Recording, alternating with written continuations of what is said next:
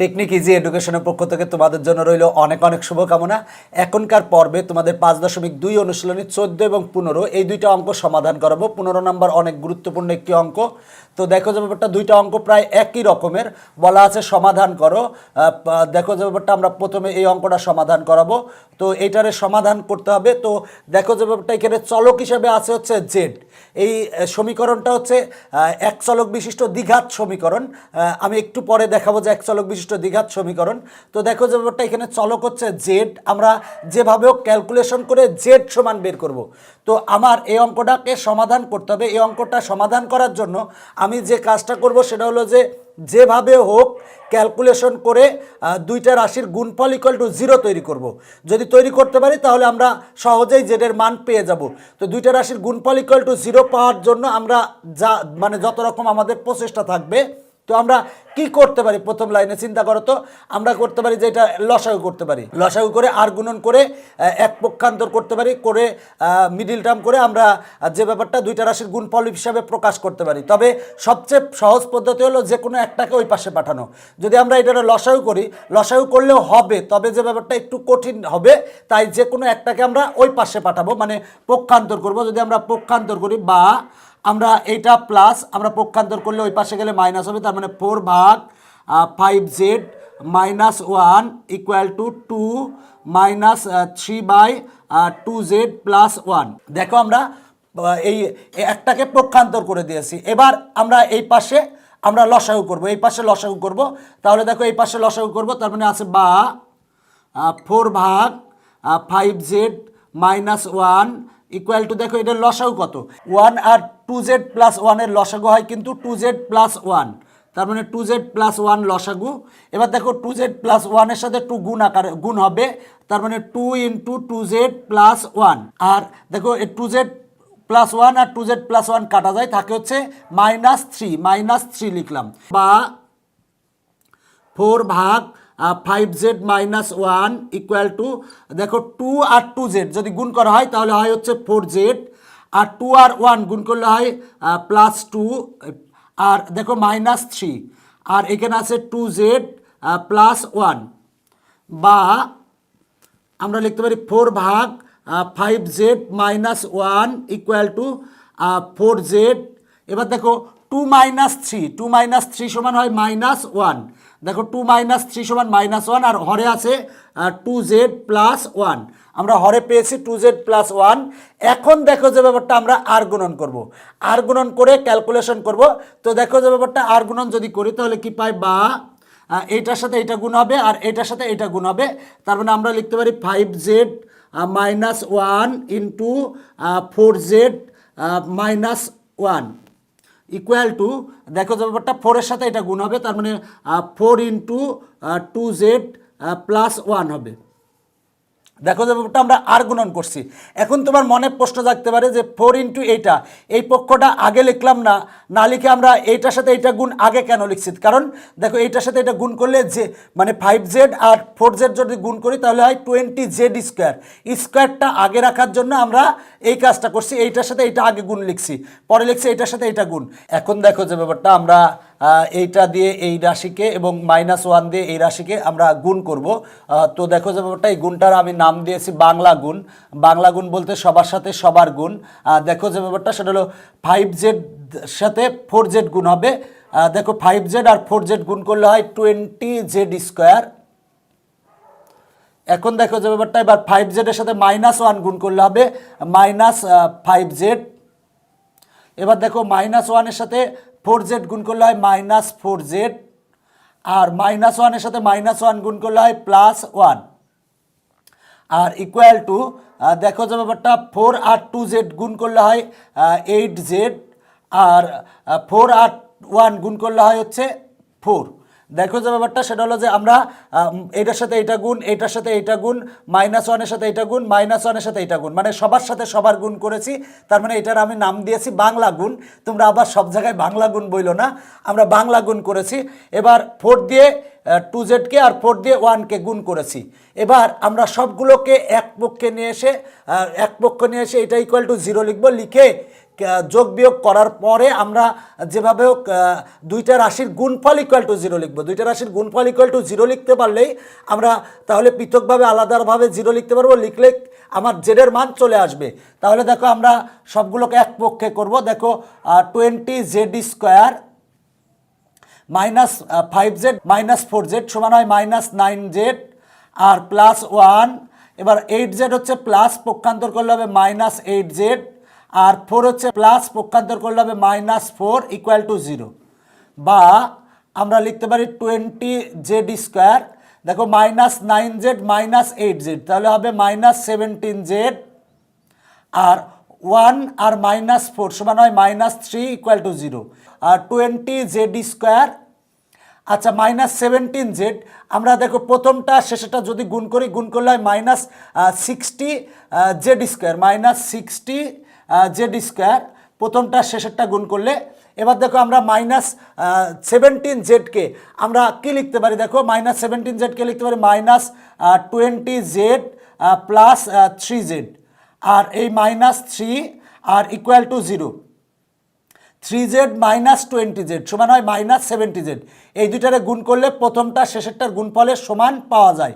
বা আমার এখানে কমন আসে হচ্ছে 20z, যদি 20z কমন নিই তাহলে হয় z -1 আর এখানে কমন আসে হচ্ছে +3, 3 কমন নিলে হয় হচ্ছে z -1 ইকুয়াল টু 0। বা আমরা লিখতে পারি দেখো এইটা আর এইটাতে কমন হচ্ছে z -1, তার মানে z -1 কমন নিলাম, থাকলে হচ্ছে 20z আর +3 থাকে, এইটা ইকুয়াল টু 0। দেখো দুইটা রাশির গুণ আমরা ইকুয়াল টু 0 পেয়েছি, তাহলে আমরা এই রাশি ইকুয়াল টু 0 লিখতে পারি, আবার এই রাশি ইকুয়াল টু 0 লিখতে পারি। তাহলে লিখবো হয় z -1 ইকুয়াল টু 0, হয় এইটা ইকুয়াল টু 0 লিখছি। অতএব z ইকুয়াল টু আমরা পাই হচ্ছে 1, z ইকুয়াল টু 1 পেলাম। অথবা আমরা এই রাশি ইকুয়াল টু 0 লিখবো, মানে 20z +3 ইকুয়াল টু 0 লিখছি। এখান থেকে আমরা z সমান বের করব, তার মানে 20z ইকুয়াল টু 3 হচ্ছে প্লাস, পক্ষান্তর করলে হবে -3, z ইকুয়াল টু -3/20।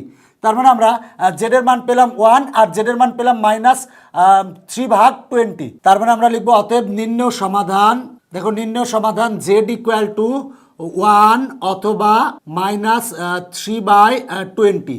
তার মানে আমরা z এর মান পেয়েছি 1 অথবা -3/20, অ্যান্সার চলে এসেছে। দেখো অঙ্কটা কিন্তু সহজ। যে ব্যাপারটা সেটা হলো যে আমরা দুইটার থেকে যে কোনো একটাকে ওই পাশে পাঠাবো। যদি তুমি এই দুইটারে লসাগু করো সেক্ষেত্রেও হবে, তবে ওই পাশে পাঠালে তাড়াতাড়ি হবে। দেখো এটা প্লাস ওই পাশে পাঠিয়েছি, মাইনাস হয়েছে, এটারে লসাগু করছি, এরপর ব্র্যাকেট তুলে দিয়েছি, এবার ক্যালকুলেশন করছি, এরপরে আমরা আর গুণন করছি। আর গুণন করার পরে সবগুলো পক্ষান্তর করে মিডিল টার্ম করে এইটা গুণ এইটা ইকুয়াল টু 0 পেয়েছি। তাহলে হয় লিখতে পারি এইটা ইকুয়াল টু 0 অথবা এইটা ইকুয়াল টু 0। তার মানে আমরা z ইকুয়াল টু পেয়েছি 1 আর z ইকুয়াল টু -3/20 পেয়েছি। আশা করি তোমরা অঙ্কটা বুঝতে পেরেছো। 15 নং অঙ্ক, 15 নং অঙ্ক, এই অঙ্কটাও একই রকমের অঙ্ক। দেখো যে ব্যাপারটা সেটা হলো আগের অঙ্কটার মতোই আমরা যে কোনো একটাকে আমরা পক্ষান্তর করে দিব, দিয়ে আমরা যে ব্যাপারটা সেটা হলো যে লসাগু করব, লসাগু করে আর গুণন করব, করে এক পক্ষে নিয়ে আসবো। তো দেখো যে ব্যাপারটা সেটা হলো যে আমরা এইটা প্লাস আমরা পক্ষান্তর করে মাইনাস নেব। যদি কেউ আমার এই দুইটারে লসাগু করে সেক্ষেত্রে হবে না যে তা না, এই দুইটা লসাগু করে আর গুণন করে পক্ষান্তর করলেও হবে, সেক্ষেত্রে একটু বড় হবে, তাই আমরা একটু ছোট করার চেষ্টা করতেছি। এই জন্য এটা প্লাস পক্ষান্তর করলে মাইনাস হবে, তার মানে আছে 6 × x - 2 ভাগ x - 6 ইকুয়াল টু 1। এটা প্লাস পক্ষান্তর করলে হবে মাইনাস, তার মানে মাইনাস x - 2 ভাগ x + 2। বা আমরা লিখতে পারি 6 × x - 2 আর ভাগ হচ্ছে x - 6। আমরা এটা লসাগু করব। দেখো লসাগু হচ্ছে, দেখো 1 এর নিচে কিছু নাই মানে 1 আছে, 1 এর সাথে 1 আর x + 2 এর লসাগু হচ্ছে x + 2। এবার দেখো x + 2 1 এর সাথে গুণ হবে, গুণ হলে দেখো যে ব্যাপারটা আমরা পাই x + 2ই পাই। এবার x + 2 আর x + 2 কাটা থাকে হচ্ছে এইটা, কিন্তু তার আগে একটা মাইনাস আছে। দেখো x - 2 এর আগে একটা কিন্তু মাইনাস আছে, সুতরাং আবার এই মাইনাসে প্লাসে -x হবে আর মাইনাসে মাইনাসে প্লাস 2 হবে। দেখো যে ব্যাপারটা আমরা এটারে লসাগু করছি, মনে রাখবা যে ব্যাপারটা যে এটার সাথে 1 গুণ হয়েছে এটা হয়, আর এটার এটা কাটা থাকে x-2, কিন্তু তার আগে একটা মাইনাস আছে, যেহেতু মাইনাস আছে সুতরাং চিহ্ন চেঞ্জ হয়ে যাবে, এটা মনে রাখবা। তার মানে মাইনাসে প্লাসে মাইনাস এক্স, মাইনাসে মাইনাসে প্লাস 2।